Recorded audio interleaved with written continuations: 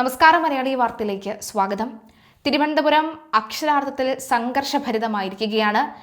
അതായത് തെരഞ്ഞെടുപ്പിന് തോറ്റ ശേഷം വളരെ പെട്ടെന്നാണ് CPIയും CPMും SFIയും DYFIയും ഒക്കെ തന്നെ സമരമുഖത്തേക്ക് ഇറങ്ങിയത് എന്നുള്ളതാണ്.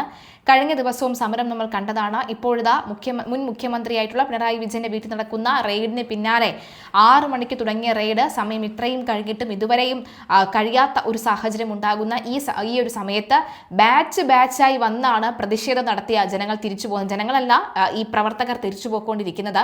അതായത് വലിയൊരു 30ഓളം വരുന്ന SFI പ്രവർത്തകർ ഇരച്ചെത്തി ഉടനെ തന്നെ അവിടെ മുതിർന്ന നേതാക്കന്മാരുണ്ട്, ശിവൻകുട്ടി അടക്കമുള്ളവരവിടെ ഉണ്ട്, ജോയി അടക്കമുള്ളവരൊക്കെ അവിടെ ഉണ്ട്. എന്നിട്ടും അവരെ ഒന്നും കൂസാതെ നേരെ പിണറായി വിജയന്റെ വസതിക്കകത്തേക്ക് കയറി പോകുന്ന സാഹചര്യത്തിൽ കേന്ദ്രസേന തടഞ്ഞു. CRPF അംഗങ്ങൾക്ക് നേരെ കുപ്പിയേർ ഉണ്ടായി. വെറുതെ ഇരിക്കുമോ? കേന്ദ്രസേനയൊക്കെ കയ്യിൽ വെച്ച് കഴിഞ്ഞാൽ കളി മാറുമെന്ന കാര്യത്തിൽ യാതൊരു സംശയവുമില്ല. തൂക്കിയെടുത്തിട്ട് പോയി കഴിഞ്ഞാൽ പിന്നെ ജയിലിടിഞ്ഞാലും പുറത്ത് കാണാത്ത ഒരു അവസ്ഥ ഇവർക്ക് ഉണ്ടാകും. അതുപോലെ തന്നെ CRPFനെ തൊട്ടു കഴിഞ്ഞു. പള്ളിപ്പുറത്തു നിന്നും കൂടുതൽ ബാച്ച് CRPF അംഗങ്ങൾ ഇങ്ങോട്ടേക്ക് എത്തുമെന്നാണ് വിവരം ലഭിക്കുന്നത്.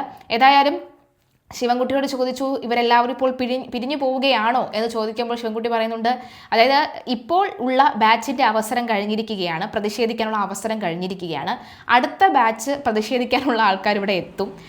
ഈ റെയ്ഡ് തുടരുകയാണെങ്കിൽ അതിനനുസരിച്ച് തുടരും എന്നാണ് പറയുന്നത്. നമുക്കറിയാമല്ലോ, ഇതൊരു അഡ്മിഷൻ സ്റ്റാർട്ട് ചെയ്തതുപോലെയാണ്.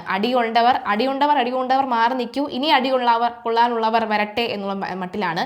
ഇപ്പോൾ അടികൊണ്ടവർ കുപ്പിയെടുത്ത് എറിഞ്ഞിട്ടുണ്ട്. അപ്പോൾ അതിനുള്ള എറിഞ്ഞതിന് മറുപടി CRPF നിന്ന് വാങ്ങാൻ പോകുന്നത് അടുത്ത ബാച്ച് അംഗങ്ങളായിരിക്കും. എന്തായാലും സംഭവ ബഹുലമായിരിക്കുകയാണ് ഇവിടെ. സത്യത്തിൽ മടിയിൽ കനമില്ല, പേടിക്കേണ്ട ആവശ്യമില്ല എന്ന് പറയുമ്പോൾ എന്തർത്ഥത്തിലാണ് ഈ പ്രതിഷേധിക്കുന്നതെന്നാണ് മനസ്സിലാകാത്തത്. അപ്പോൾ ഈ മുതിർന്ന നേതാക്കന്മാരൊക്കെ പറയേണ്ടത് ഇങ്ങനെയല്ലേ, നമ്മൾ പ്രതിഷേധിക്കേണ്ടതില്ല, നമ്മൾ അക്രമാസക്തരാകേണ്ട ആവശ്യമില്ല, അദ്ദേഹം തെറ്റൊന്നും ചെയ്തിട്ടില്ലല്ലോ, അവർ അപ്പോൾ നോക്കിയിട്ട് പോട്ടെ.